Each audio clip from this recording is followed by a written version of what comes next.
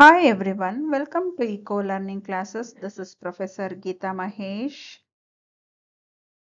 So dear students, October ಮಂತಲ್ಲಿ ನೀವು mid term ಎಕ್ಸಾಮ್ಸ್ನ ಫೇಸ್ ಮಾಡ್ತಾ ಇದ್ದೀರಾ.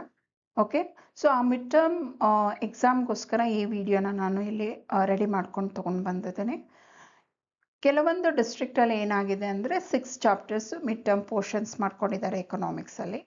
ಕೆಲವೊಂದು ಡಿಸ್ಟ್ರಿಕ್ಟಲ್ಲಿ 5 ಚಾಪ್ಟರ್ಸೇ ಇದೆ ಮಿಡ್ ಟರ್ಮ್ಗೆ. ಓಕೆ, ಸೊ 5 ಚಾಪ್ಟರ್ಸ್ ಇದ್ದರೆ ಮಿಡ್ ಟರ್ಮ್ ಎಕ್ಸಾಮ್ಗೆ ಅದರದ್ದು ಮಾರ್ಕ್ಸ್ ಅಲಾಟ್ಮೆಂಟು ಅಥವಾ ವೆಯ್ಟೇಜ್ ಈ ರೀತಿಯಾಗಿರುತ್ತೆ. Introduction to microeconomics 13 marks ಇದೆ. ಥಿಯರಿ ಆಫ್ ಕನ್ಸ್ಯೂಮರ್ ಬಿಹೇವಿಯರ್ 42 ಇದೆ. The production and cost 21. Theory of firms under perfect competition 23.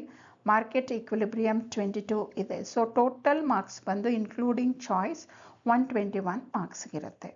ಅದೇ ನೀವೇನಾದರೂ ಮಕ್ಕಳ 5-6 ಚಾಪ್ಟರ್ಸ್ ಇದೆ ನಿಮಗೆ ನಿಮ್ಮ ಜಿಲ್ಲೆಯಲ್ಲಿ ಅಥವಾ ನಿಮ್ಮ ಡಿಸ್ಟ್ರಿಕ್ಟಲ್ಲಿ ಮಿಡ್ ಟರ್ಮ್ ಎಕನಾಮಿಕ್ಸ್ ಪೋರ್ಷನ್ಸ್ ಏನಾದರೂ 6 ಚಾಪ್ಟರ್ಸ್ ಇದ್ದರೆ ಅದರದ್ದು ಮಾರ್ಕ್ಸ್ ಅಲಾಟ್ಮೆಂಟ್ ಈ ರೀತಿಯಾಗಿರುತ್ತೆ. So introduction to microeconomics 12 ಇರುತ್ತೆ. ಥಿಯರಿ ಆಫ್ ಕನ್ಸ್ಯೂಮರ್ ಬಿಹೇವಿಯರ್ 39 ಇರುತ್ತೆ. ಪ್ರೊಡಕ್ಷನ್ ಆ್ಯಂಡ್ ಕಾಸ್ಟ್ 20 ಇರುತ್ತೆ. Theory of firms under perfect competition 21 ಇರುತ್ತೆ. Market equilibrium 20. Introduction to macroeconomics 9 marks allot ಆಗಿರುತ್ತೆ. ಸೊ ನಿಮ್ಮ ಡಿಸ್ಟ್ರಿಕ್ಟಲ್ಲಿ ಪೋರ್ಷನ್ಸ್ ಏನಿದೆ ಅಂತ ನೋಡಿಕೊಂಡು ಅದಕ್ಕೆ ತಕ್ಕ ಹಾಗೆ ನೀವು ಇಲ್ಲಿ ಕೊಟ್ಟಿರೋಂಥ ಮಾರ್ಕ್ಸ್ ಅಲಾಟ್ಮೆಂಟ್ನ ನೀವು ರೆಕಾರ್ಡ್ ಮಾಡ್ಕೊಳ್ಬೇಕಾಗತ್ತೆ. ಅದಕ್ಕೆ ತಕ್ಕ ಹಾಗೆ ನೀವು ಪ್ರಿಪೇರ್ ಮಾಡ್ತಾ ಹೋಗ್ಬೋದು ಅಂತ ನಿಮಗೆ ಸಜೆಷನ್ ಕೊಡ್ತೇನೆ. ಸೊ ಇಲ್ಲಿ ನೀವು ಮಾರ್ಕ್ಸ್ನ ವೆಯ್ಟೇಜನ್ನು ನೋಡಿಕೊಂಡು ಎಕ್ಸಾಮ್ಗೆ ಪ್ರಿಪೇರ್ ಆಗ್ತಾ ಹೋಗ್ಬೋದು. ನಾನು ಕೊಟ್ಟಿರೋದು ಮಾಡೆಲ್ ಕ್ವಶನ್ ಪೇಪರ್ ಬಂದು ಈ 5 ಚಾಪ್ಟರ್ಸ್ನ ಕನ್ಸಿಡರ್ ಮಾಡಿ ಕೊಟ್ಟಿದ್ದೇನೆ. ಒನ್ ಥಿಂಗ್ ನೀವು ಒಂದು ಕನ್ಸಿಡರ್ ಮಾಡಬೇಕಾಗತ್ತೆ ಏನು ಅಂತಂದರೆ, ಇಲ್ಲಿ ಮಾರ್ಕ್ಸ್ ಏನು 13 ಮಾರ್ಕ್ಸು 42 21 ಮಾರ್ಕ್ಸ್ ಈ ಥರ ಚಾಪ್ಟರ್ ವೈಸ್ ಅಲಾಟ್ ಆಗಿದೆ. ಅದು 1 or 2 ಮಾರ್ಕ್ಸಸ್ಸು ವೇರಿ ಆಗ್ಬೋದು. For example theory of consumer ಬಿಹೇವಿಯರಲ್ಲಿ 42 ಬದಲು 40 ಮಾರ್ಕ್ಸ್ ಕೇಳ್ಬೋದು. ಅಥವಾ ಇಂಟ್ರೊಡಕ್ಷನ್ ಟು ಮೈಕ್ರೋ ಎಕನಾಮಿಕ್ಸಲ್ಲಿ ಇನ್ಸ್ಟೆಡ್ ಆಫ್ 13 ಮಾರ್ಕ್ಸ್ ಅವರು 10 ಮಾರ್ಕ್ಸ್ ಅಥವಾ 15 ಮಾರ್ಕ್ಸ್ಗೂ ಕೇಳ್ಬೋದು. ಸ್ಲೈಟ್ ವೇರಿಯೇಷನ್ ಆಗ್ಬೋದು ಕ್ವಶನ್ಸನ್ನು ಫ್ರೇಮ್ ಮಾಡಬೇಕಾದ್ರೆ, ಮತ್ತು ಅದು 121 ಮಾರ್ಕ್ಸ್ಗೆ ಮ್ಯಾಚ್ ಮಾಡಬೇಕಾದ್ರೆ. ಜೊತೆಗೆ ನಮಗೆ part A, part B, part C, part D ಮತ್ತು ಇನಲ್ಲಿ ಮಾರ್ಕ್ಸ್ ಏನಿದೆ ಡಿಫರ್ ಆಗುತ್ತೆ. 1 ಮಾರ್ಕ್ ಇದೆ, 2 ಮಾರ್ಕ್ ಇದೆ, 4, 6 ಈ ಥರ ಇದೆ. ಸೊ ಹಾಗಾಗಿ ಕ್ವಶನ್ಸ್ನ ಚೂಸ್ ಮಾಡಬೇಕಾದ್ರೆ ಒಂದೊಂದು ಕಡೆ ಏನಾಗುತ್ತೆ ವೆಯ್ಟೇಜ್ ಸ್ವಲ್ಪ 1 or 2 ಮಾರ್ಕ್ಸು ಹಾಗೆ ಹೀಗೆ ಆಗ್ಬೋದು. ಹಾಗಾಗಿ ಕ್ವಶನ್ ಪೇಪರ್ ಅಥವಾ ಮಾಡೆಲ್ ಕ್ವಶನ್ ಪೇಪರು ನೀವು ನೋಡಿದಾಗ 1 or 2 ಮಾರ್ಕ್ಸು ವೇರಿಯೇಷನ್ ಆದರೆ ನಥಿಂಗ್ ಟು ವರಿ ಅಂತಲೇ ನಾನು ನಿಮಗೆ ಸಜೆಸ್ಟ್ ಮಾಡ್ತೀನಿ. ಅಯ್ಯೋ ಹೀಗೆ ಅಲಾಟ್ ಆಗಿತ್ತಲ್ಲ, ಇದು ಯಾಕೆ ಈ ಥರ ವೇರಿ ಆಯಿತು ಅಂದರೆ 1 or 2 ಮಾರ್ಕ್ಸು ಕ್ವಶನ್ ಪೇಪರಲ್ಲಿ ಪ್ರಿಪೇರ್ ಮಾಡಬೇಕಾದ್ರೆ, ಬ್ಯಾಲೆನ್ಸ್ಡ್ ಕ್ವಶನ್ ಪೇಪರ್ ಮಾಡಬೇಕಾದ್ರೆ ಆ ಥರ ಪ್ರಾಬ್ಲಮ್ ಬರೋ ಚಾನ್ಸಸ್ ಇರುತ್ತೆ. ಹಾಗಾಗಿ ತುಂಬ ಎಕ್ಸ್ಟ್ರೀಮ್ ವೇರಿಯೇಷನ್ ಇರಲ್ಲ, 1 or 2 ಮಾರ್ಕ್ಸು ವೇರಿ ಇರುತ್ತೆ. ಇನ್ನೂ ಒಂದು ಸಾರಿ ನಾನು ನಿಮಗೆ ಹೇಳ್ತಾ ಇದ್ದೀನಿ, ಇಲ್ಲಿ ನಿಮ್ಮ ಡಿಸ್ಟ್ರಿಕ್ಟಲ್ಲಿ ಮಿಡ್ ಟರ್ಮ್ ಪೋರ್ಷನ್ಸ್ ಏನಿದೆ ಅಂತ ನೋಡಿಕೊಂಡು ಅದಕ್ಕೆ ತಕ್ಕ ಹಾಗೆ ವೇಟೇಜನ್ನು ನೀವು ಮಾರ್ಕ್ಸ್ ಅಲಾಟ್ಮೆಂಟನ್ನು ನೀವು ಚೆಕ್ ಮಾಡಬೇಕು ಅಂತ ಸಜೆಷನ್ ಕೊಡ್ತೇನೆ. ಡಿಯರ್ ಸ್ಟೂಡೆಂಟ್ಸ್, ಇಲ್ಲಿ ನಾನು 5 ಚಾಪ್ಟರ್ಸ್ನ ಕನ್ಸಿಡರ್ ಮಾಡಿ ಈ ಮಾಡೆಲ್ ಕ್ವಶನ್ ಪೇಪರ್ನ ರೆಡಿ ಮಾಡಿದ್ದೇನೆ. ಓಕೆನಾ? ಸೊ ಇಲ್ಲಿ ನೋಡ್ಬೋದು ನೀವು ಮ್ಯಾಕ್ಸಿಮಮ್ ಮಾರ್ಕ್ಸು 80 ಇದೆ ಆ್ಯಂಡ್ ನಂಬರ್ ಆಫ್ ಕ್ವೆಶನ್ಸು 43 ಇರುತ್ತೆ.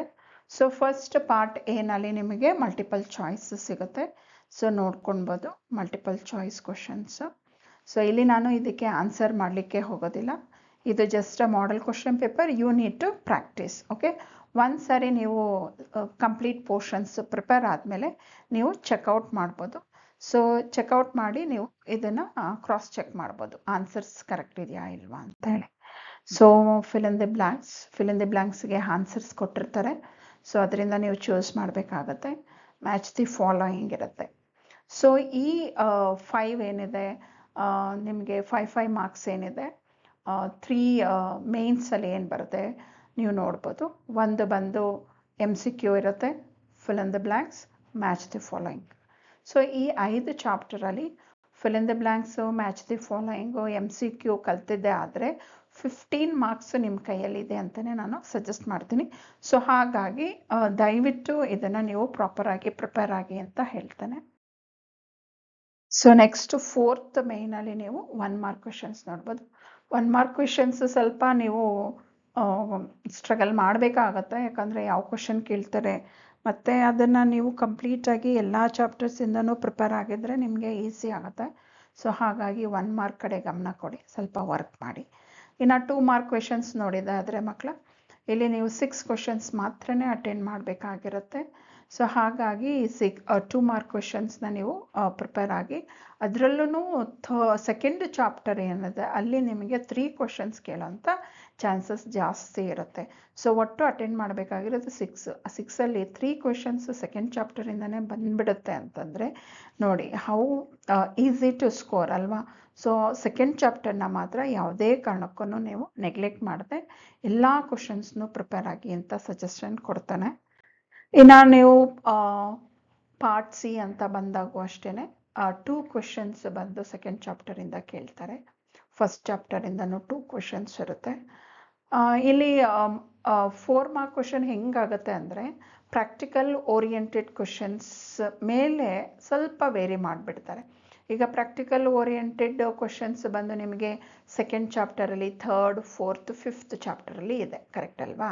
ಸೊ ಈ 4th, 5th ಮತ್ತು 3rd, 2nd ಚಾಪ್ಟರಲ್ಲಿ 5 ಮಾರ್ಕ್ಸ್ ಇರೋದ್ರಿಂದ ಏನಾಗುತ್ತೆ ಅಂದರೆ ಕನ್ಸ್ಯೂಮರ್ ಬಿಹೇವಿಯರಲ್ಲಿ ಪ್ರಾಕ್ಟಿಕಲ್ ಓರಿಯೆಂಟೆಡ್ ಕ್ವೆಶನ್ ಒಂದು ಕೇಳ್ತಾರೆ, ಯಾಕಂದರೆ ಹೈಯೆಸ್ಟ್ ಮಾರ್ಕ್ಸ್ ಅಲಾಟ್ ಆಗಿದೆ.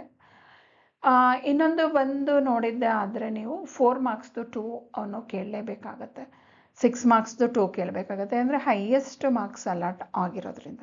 ಸೊ ಅದಕ್ಕೆ ನಾನು ಆಗಲೇ ಹೇಳಿದೆ, ನೀವು ಸೆಕೆಂಡ್ ಚಾಪ್ಟರ್ ಏನಿದೆ ಆ ಚಾಪ್ಟರ್ನ ಮಾತ್ರ ನೆಗ್ಲೆಕ್ಟ್ ಮಾಡದೆ ಪರ್ಫೆಕ್ಟಾಗಿ ಪ್ರಿಪೇರ್ ಆಗಿ ಅಂತ ನಾನು ನಿಮಗೆ ಸಜೆಷನ್ ಕೊಡ್ತೇನೆ. ಇನ್ನು ಬೇರೆ ಚಾಪ್ಟರ್ಸ್ ಫಾರ್ ಎಕ್ಸಾಂಪಲ್ ಸೆಕೆಂಡ್ ಅಲ್ಲ 4th ಮತ್ತು 5th ಅಥವಾ 3rd ಚಾಪ್ಟರ್, ಈ 3rd, 4th, 5th ಚಾಪ್ಟರಲ್ಲಿ 2 ಕ್ವೆಶನ್ಸು 4 ಮಾರ್ಕ್ಸ್ ಕೇಳಬೇಕಾಗತ್ತಲ್ವಾ. ಸೊ ಅದು ಏನಾಗುತ್ತೆ, ಪ್ರಾಕ್ಟಿಕಲ್ ಓರಿಯೆಂಟೆಡ್ ಯಾವ ಚಾಪ್ಟ್ರಿಂದ ಕೇಳಲ್ವ ಆ ಚಾಪ್ಟ್ರಲ್ಲಿ 4 ಮಾರ್ಕ್ಸ್ದು 2 ಕೇಳಿಬಿಡ್ತಾರೆ. ಪ್ರಾಕ್ಟಿಕಲ್ ಓರಿಯೆಂಟೆಡ್ ಕ್ವೆಶನ್ ಯಾವ ಚಾಪ್ಟರಲ್ಲಿ ಕೇಳಲ್ವೋ ಆ ಚಾಪ್ಟರಿಂದ 4 ಮಾರ್ಕ್ಸ್ದು 2 ಕ್ವೆಶನ್ ಕೇಳೋಂಥ ಚಾನ್ಸಸ್ ಜಾಸ್ತಿ ಇರುತ್ತೆ. ಅದನ್ನು ನೀವು ಮೈಂಡಲ್ಲಿ ಇಟ್ಕೊಳ್ಬೇಕಾಗತ್ತೆ. ಇನ್ನೊಂದು, ಅದನ್ನು ನೀವು ಮೈಂಡಲ್ಲಿ ಇಟ್ಕೊಂಡು ಪ್ರಿಪೇರ್ ಆಗೋದಕ್ಕೆ ನಿಮಗೆ ಮಾಡೆಲ್ ಕ್ವೆಶನ್ ಪೇಪರು ಅಥವಾ ಫೈನಲ್ ಮಿಡ್ ಟರ್ಮ್ ಪೇಪರ್ ಹೇಗಿರುತ್ತೆ ಅಂತ ನೀವು ಗೆಸ್ ಮಾಡಲಿಕ್ಕಾಗೋದಿಲ್ಲ. ಹಾಗಾಗಿ ಪ್ರಿಪ್ರೇಷನಲ್ಲಿ ಯಾವುದೇ ಒಂದು ನೆಗ್ಲಿಜೆನ್ಸಿ ಬೇಡ ಅಂತ ನಾನು ನಿಮಗೆ ಸಜೆಷನ್ ಕೊಡ್ತೀನಿ. ಸೊ 4 ಮಾರ್ಕ್ಸು ಕೂಡ ಈಸಿ ಸ್ಕೋರಿಂಗ್ ಇರುತ್ತೆ. ಸೊ 5 ಅಟೆಂಡ್ ಮಾಡಬೇಕಾಗತ್ತೆ. ಸೊ 9 ಕ್ವೆಶನ್ಸ್ ಇರುತ್ತೆ. ಸೊ ಹಾಗಾಗಿ ಆಲ್ ದಿ ಬೆಸ್ಟ್ ಅಂತ ಹೇಳ್ಬೋದು ಇಲ್ಲಿ. ಯಾಕೆಂತಂದರೆ ಇಟ್ ಈಸ್ ಚಾಯ್ಸ್ ಜಾಸ್ತಿ ಇರೋದ್ರಿಂದ you can choose the best question and you can score very good marks.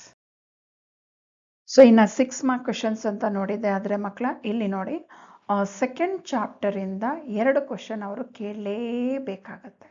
ಇನ್ನು 3rd ಒಂದು, 4th ಒಂದು, 5th 1 ಕ್ವೆಶನ್ ಕೇಳ್ತಾನೆ. ಸೊ ನೀವು ಅಟೆಂಡ್ ಮಾಡಬೇಕಾಗಿರೋದು 3 ಕ್ವೆಶನ್ಸ್ ಅಟೆಂಡ್ ಮಾಡಬೇಕಾಗತ್ತೆ.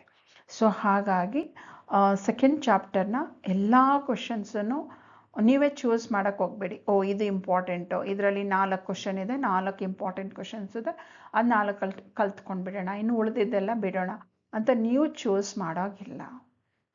2 ಕ್ವೆಶನ್ಸ್ ಈ ಚಾಪ್ಟ್ರಿಂದ ಬರುತ್ತೆ ಅಂದರೆ 1 ಕ್ವೆಶನ್ನು ಇಂಪಾರ್ಟೆಂಟ್ ಕೇಳಿ, ಇನ್ನೊಂದು ಇಂಪಾರ್ಟೆಂಟ್ ಅಲ್ಲದೆ ಇರೋದು ಕೇಳ್ಬೋದು. ಕೇಳಿದಾಗ ನಿಮಗೆ ನಿಮ್ಮ ಪ್ರಿಪ್ರೇಷನ್ ಏನು ಪ್ಲ್ಯಾನ್ ಮಾಡ್ಕೊಂಡಿರ್ತೀರೋ ಅದು ಉಲ್ಟಾ ಆಗೋ ಚಾನ್ಸಸ್ ಜಾಸ್ತಿ ಇರುತ್ತೆ. ಹಾಗಾಗಿ ಸೆಕೆಂಡ್ ಚಾಪ್ಟರ್ದು ಕಂಪ್ಲೀಟ್ ಎಲ್ಲ ಕ್ವೆಶನ್ಸ್ನ ನೀವು ಪ್ರಿಪೇರ್ ಆಗಲೇಬೇಕಾಗತ್ತೆ. ಇನ್ನು 3 ಚಾಪ್ಟರ್ಸ್ ಏನಿದೆ, ಉಳಿದಿದ್ದ 3 ಚಾಪ್ಟರ್ಸ್, ಅದರಲ್ಲಿ 1 ಚಾಪ್ಟರಲ್ಲಿ ಕಂಪ್ಲೀಟಾಗಿ ಪ್ರಿಪೇರ್ ಆಗಿ, ಉಳಿದಿದ್ದ 2 ಚಾಪ್ಟರಲ್ಲಿ ನೀವು ಕ್ಯಾನ್ ಗೆಸ್ ವರ್ಕ್ ಮಾಡಿ ಅಥವಾ ಚೂಸ್ ಮಾಡಿನೂ ಕೂಡ ನೀವು ಟ್ರೈ ಮಾಡ್ಬೋದು. But I can't assure, okay. ಅದು ತಪ್ಪಾಗುತ್ತೆ, ಬಟ್ ಸ್ಟಿಲ್ ಯಾರು ಓದೋದಕ್ಕೆ ತುಂಬ ಕಷ್ಟಪಡ್ತಾ ಇರ್ತಾರೋ ಅಂಥವರು ಆ ರಿಸ್ಕ್ನ ತೊಗೊಳ್ಬೋದು ಅಂತ. Instead of without preparation attending exam you can have this idea and you can plan. ಇನ್ನು ಪ್ರಾಕ್ಟಿಕಲ್ ಓರಿಯೆಂಟೆಡ್ ಕ್ವೆಶನ್ಸ್ ನಿಮಗೆಲ್ಲ ಗೊತ್ತಿದೆ, ಈಸಿ ಇರುತ್ತೆ. ಸೊ ಫಾರ್ಮುಲಾಸು ಬರೆಯೋದಿರೋಣ, ಕ್ಯಾಲ್ಕುಲೇಷನ್ ತೋರಿಸ್ಲಿಕ್ಕೆ ಹೋಗಬೇಡಿ. ಜೊತೆಗೆ ಕ್ಯಾಲ್ಕುಲೇಷನ್ ಕರೆಕ್ಟಾಗಿ ಮಾಡಿ, ಕ್ಯಾಲ್ಕುಲೇಟರ್ ಯೂಸ್ ಮಾಡಿನೇ ಮಾಡಿ ಅಂತ ನಿಮಗೆ ಸಜೆಷನ್ ಕೊಡ್ತಾನೆ. So next model question paper ನೀವು ನೋಡ್ಬೋದು. ನಿಮಗೆ ಗೊತ್ತಿದೆ ಪ್ರಾಕ್ಟಿಕಲ್ ಓರಿಯೆಂಟೆಡಲ್ಲಿ ನೀವು 2 ಕ್ವಶನ್ ಅಷ್ಟೇ ಅಟೆಂಡ್ ಮಾಡಬೇಕಾಗಿರುತ್ತೆ. 3 ಕ್ವಶನ್ಸ್ ಕೊಟ್ಟಿರ್ತಾರೆ, ಜೊತೆಗೆ ಇಲ್ಲಿ ಪ್ರೈಸ್ ಏನು ಕೊಟ್ಟಿರ್ತಾರೆ ಅದನ್ನು ನೋಡಿಕೊಂಡು ನೀಟಾಗಿ ಕ್ಯಾಲ್ಕುಲೇಟ್ ಮಾಡಿ ಅಂತ ನಿಮಗೆ ಸಜೆಷನ್ ಕೊಡ್ತಾನೆ. ಇನ್ನು ಸೆಕೆಂಡ್ ಮಾಡೆಲ್ ಕ್ವಶನ್ ಪೇಪರ್ ನೀವು ನೋಡ್ಬೋದು ಮಕ್ಕಳು. ಸೆಕೆಂಡ್ ಮಾಡೆಲ್ ಕ್ವಶನ್ ಪೇಪರು ಕೂಡ ನೀವು ಕ್ಯಾಲ್ಕುಲೇಟ್ ಮಾಡಿ ಒಂದು ಸತಿ ವರ್ಕ್ ಮಾಡಿ ನೋಡಿ ಇದ್ರ ಮೇಲೆ. ಸೊ ಇಲ್ಲಿ ಬಂದು MCQ ಇದೆ, ಮಲ್ಟಿಪಲ್ ಚಾಯ್ಸ್ ಕ್ವಶನ್ಸ್ ಅಂತ ಹೇಳ್ತೀವಲ್ಲ, MCQ ಇದೆ, ಮತ್ತು ಫಿಲ್ ಇನ್ ದ ಬ್ಲ್ಯಾಂಕ್ಸ್ ಇದೆ, match the following 1 mark questions ಇದೆ, ಹಾಗೆ 2 ಮಾರ್ಕ್ ಕ್ವಶನ್ಸು ಕೂಡ ನೀವು ನೋಡ್ಬೋದು. ಅದರಲ್ಲಿ ಏನು ಕ್ವಶನ್ಸು ಇತ್ತು ಅದನ್ನು ಬಿಟ್ಟು ನಾನು ಇಲ್ಲಿ ನಿಮಗೆ ಪ್ರಿಪೇರ್ ಮಾಡಿದ್ದೀನಿ, ಯಾಕಂದರೆ ಹೇಗೆ ಬೇಕಾದರೂ ಕ್ವಶನ್ ಪೇಪರ್ ಇರ್ಬೋದು ಅನ್ನೋ ಒಂದು ದೃಷ್ಟಿಯಿಂದ. ಸೊ ಇಲ್ಲಿ ಬಂದು ನಿಮಗೆ 4 ಮಾರ್ಕ್ ಕ್ವಶನ್ಸ್ ಸಿಗುತ್ತೆ, ಅಟೆಂಡ್ ಮಾಡಬೇಕಾಗಿರೋದು 5. ಸೊ ನೋಡಿ, ನಿಮಗೆ ಒಂದು ಪ್ರಾಕ್ಟಿಕಲ್ ಓರಿಯೆಂಟೆಡ್, ಅಪ್ಲೈಡ್, ಈ ಥರದ ಸ್ಕಿಲ್ ಓರಿಯೆಂಟೆಡ್, ಈ ಥರ ಕಾನ್ಸೆಪ್ಟ್ಸ್ ಇಟ್ಕೊಂಡು ಅವರು ಕ್ವಶನ್ಸ್ನ ಫ್ರೇಮ್ ಮಾಡಿರ್ತಾರೆ. ಹಾಗಾಗಿ ನ್ಯೂಮರಿಕಲ್ ಪ್ರಾಬ್ಲಮ್ಸ್ನ ನೆಗ್ಲೆಕ್ಟ್ ಮಾಡೋಕ್ಕೆ ಹೋಗಬೇಡಿ. ಗೊತ್ತಿಲ್ಲ ಅಂದರೆ ಕಲ್ತ್ಕೊಂಡು ಹೋಗೋದು ಒಳ್ಳೆಯದು, ಹೇಳಿಸ್ಕೊಳ್ಳಿ. ಇಲ್ಲಿ ನೋಡ್ಬೋದು 6 ಮಾರ್ಕ್ ಕ್ವಶನ್ಸು. 6 ಮಾರ್ಕ್ ಕ್ವಶನ್ಸು ನಿಮಗೆ 5 ಕೊಟ್ಟಿರ್ತಾರೆ, 3 ಅಟೆಂಡ್ ಮಾಡಬೇಕು.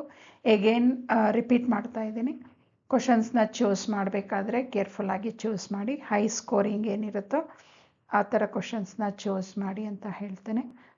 ಆದಷ್ಟು ನ್ಯೂಮರಿಕಲ್ ಪ್ರಾಬ್ಲಮ್ಸ್ ಇರೋದು, ಡಯಾಗ್ರಾಮ್ಸ್, ಟೇಬಲ್ಸ್ ಇರೋವಂಥದ್ದು, ಜೊತೆಗೆ ನಿಮಗೆ ಬೆಸ್ಟ್ ಆನ್ಸರ್ಸ್ ಗೊತ್ತಿರೋ ಅಂಥ ಕ್ವಶನ್ಸ್ನ ಚೂಸ್ ಮಾಡಿ ಅಂತ ಸಜೆಸ್ಟ್ ಮಾಡ್ತಾನೆ.